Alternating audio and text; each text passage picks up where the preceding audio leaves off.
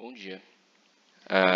Iniciando a apresentação meteorológica de hoje, com observado aqui até o dia 26, né, até a data de hoje, essa madrugada, a gente consegue ver que os maiores acumulados aqui, as anomalias positivas, elas aconteceram tanto no sul do Brasil, como aqui na bacia do Baixo Paraná, Itaipu, né, também aqui no extremo norte do Brasil, na região amazônica. Já venho salientando bastante isso, né? Aqui a gente teve vários sistemas sinóticos que favoreceram essa precipitação acima da normal. A gente também teve altas pressões atuando aqui na região central do Brasil, uma no começo do mês e uma agora no final, que está atuando justamente agora, que faz com que as frentes elas fiquem mais ao sul mesmo. E aqui no norte a gente também tem o favorecimento do transporte de umidade para dentro do continente, devido à temperatura da superfície do mar estar muito aquecida aqui, e a Execite também está posicionada nessa região, que não é a posição climatológica dela.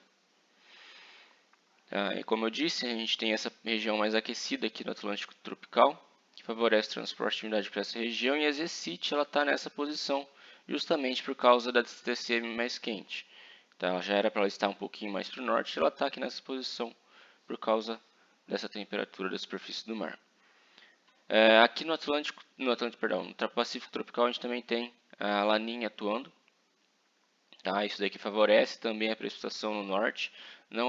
O favorecimento nessa época do ano não é tão grande, mas querendo ou não, influencia um pouco. Além disso, aqui no Atlântico Tropical a gente tem essa região mais aquecida que faz com que os ciclones se desloquem rapidamente para essa direção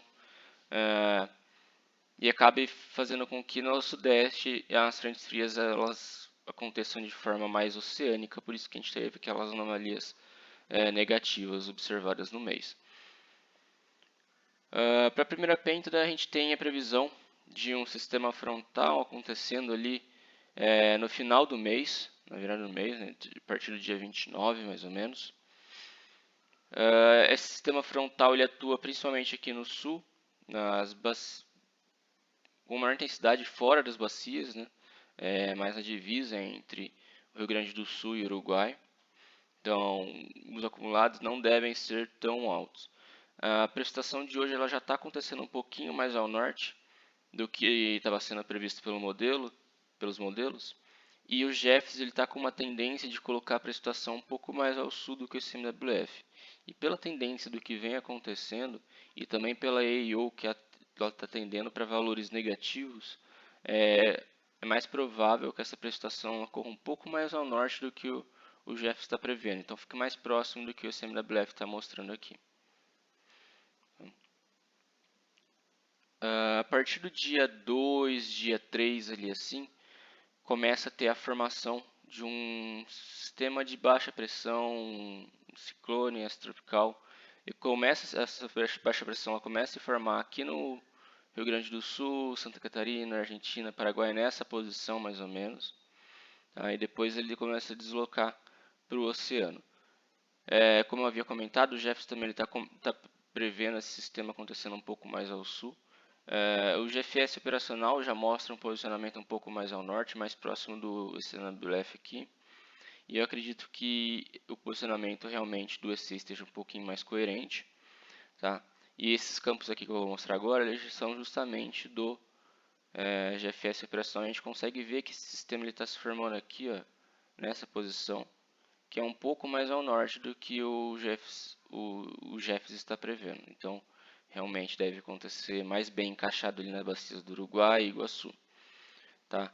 E só ressaltar que esses dias aqui, entre os dias 2, 3 e 4, é um período que tem muita chance de ter precipitação acima do que está sendo previsto, precipitações bem extremas acontecendo de forma pontual aqui, porque está com as condições sinóticas elas estão bem favoráveis para ter muita chuva. Tá? A gente tem aqui a baixa pressão, em 850 HPA, mais próximo da superfície, os jatos de baixos níveis transportando umidade. Então a gente tem um levantamento do ar em superfície com bastante umidade. Aqui em 500 HPA, em médios níveis, a gente tem um cavado, tá? Que ele consegue passar aqui os Andes, então a leste dos cavados, né? Toda essa região aqui ela favorece o levantamento do ar em superfície. E em altos níveis a gente também tem aqui os jatos de altos níveis e toda essa região que é o lado equatorial da entrada do jato, ele é favorecido pela convecção em baixos níveis, ou seja, pelo levantamento do ar em baixos níveis, ou seja, tem um acoplamento vertical muito intenso, tá? E um transporte de umidade também bem intenso, então a gente tem condições favoráveis para bastante precipitação, principalmente nesse dia aqui, no dia 3. E pelo que os modelos estão mostrando, está bem encaixado ali na bacia do Uruguai e Iguaçu, por exemplo.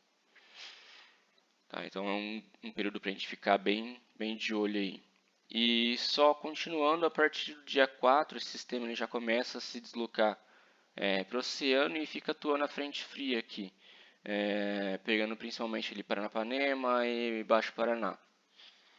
O Jeffs, novamente, ele coloca essa precipitação um pouco mais ao sul, mas todos os outros modelos eles colocam nesse posicionamento. E aí, como o deslocamento desse ciclone tropical ele é muito rápido para essa direção, para a direção aqui do oceano, acaba que no dia 5 esse sistema já está praticamente todo oceânico e não deve gerar mais muita precipitação no Brasil. Tá? E aí aqui na última penta do que a gente tem os modelos eles discordando bastante. Tá? O Jefferson eu acredito que ele esteja prevendo alguma coisa que não é muito factível.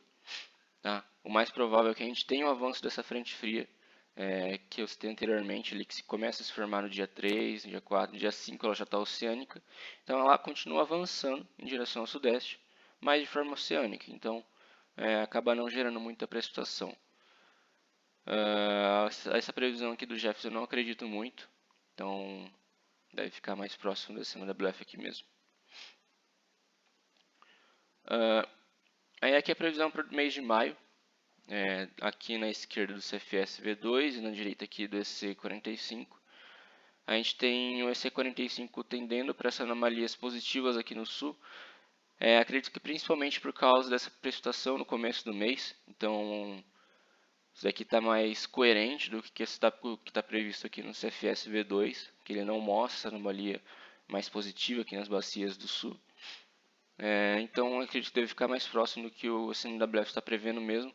E aqui só no extremo norte mesmo, essas anomalias positivas por causa do posicionamento das ECIT, que tende a ficar nessa região. Bom, isso daqui que eu tinha para mostrar para vocês hoje. Qualquer dúvida é só entrar em contato comigo.